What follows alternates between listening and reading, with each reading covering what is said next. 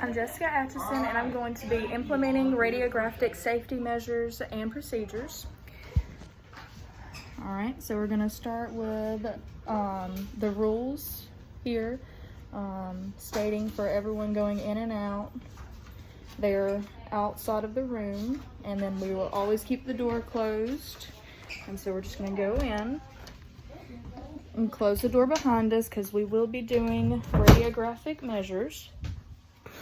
All right, so I'm just going to start with putting on my PPE, personal protective equipment. Let's see if I can set this up. The catty cord. All right, so I'm just going to start by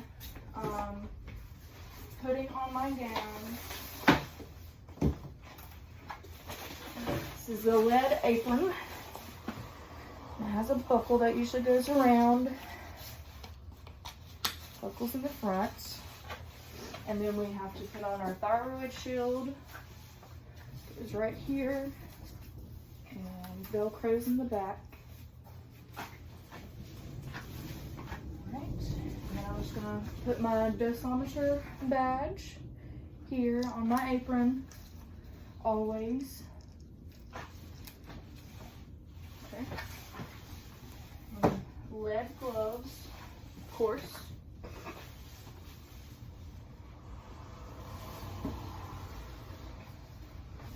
All right, so we do not have cassettes or film stored. We are all new technology, digital radiograph. Thank the Lord. But anyway, if we were to have the cassettes and film, we would, to get our techniques, we would have to measure. I'm gonna take this off real quick. We would have to measure the centimeters of the width, the thickest part of the patient. So I'm just gonna put this here. You see that? All right, and then this just goes down to the thickest part there. All right, and that is 12 centimeters. So we would look at our technique chart, and that would give us our KVP and MAs. Put that over there.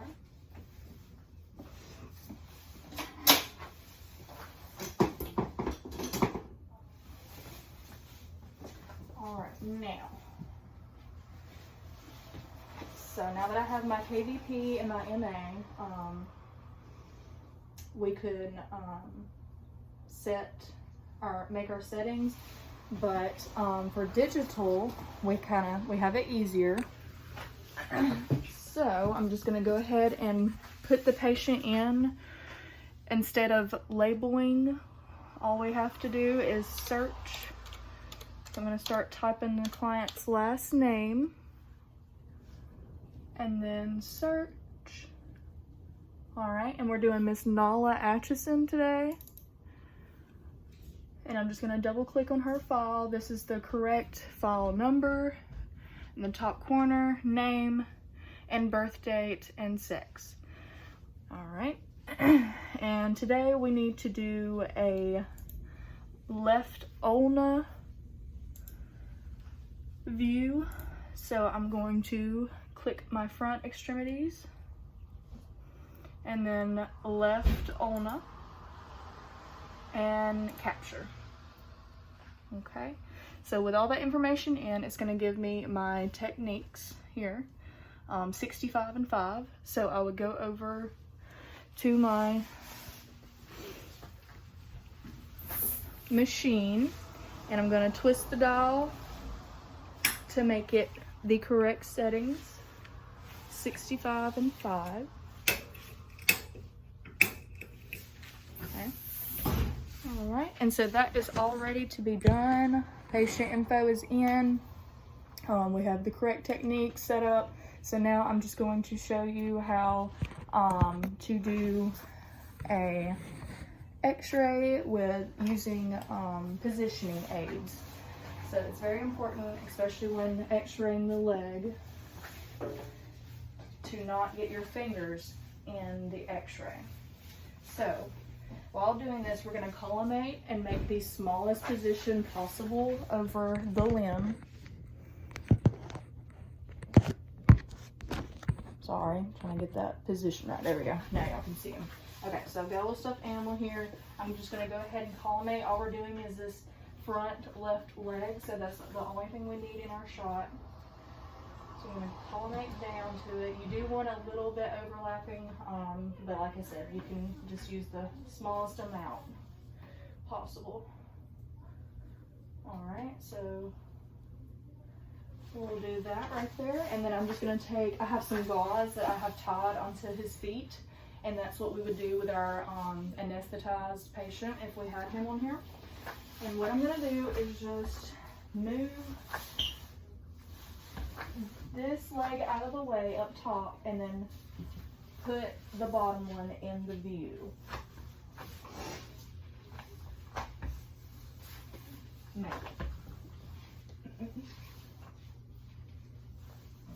We're gonna take our gloves off for this. No, we're not.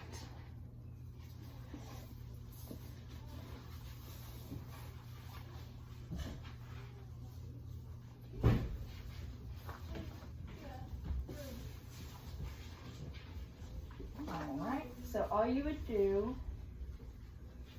is just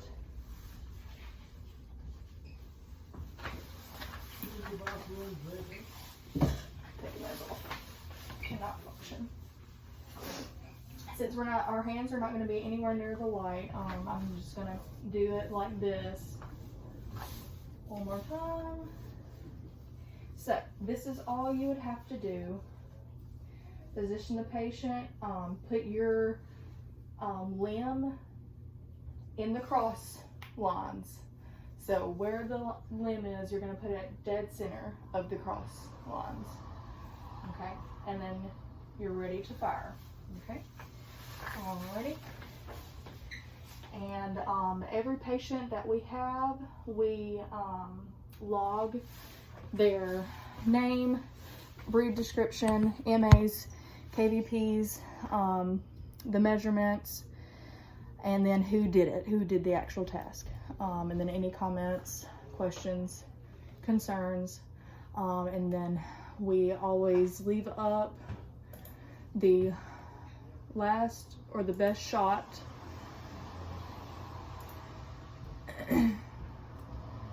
for the doctor.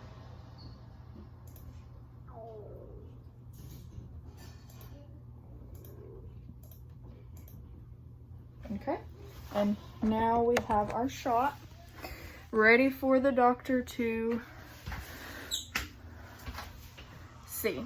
And you always want to usually do it in a dark room, least lighting possible. But you see there's no broken bone here. He thinks that the elbow may have some sort of fracture going on, but other than that, that is all.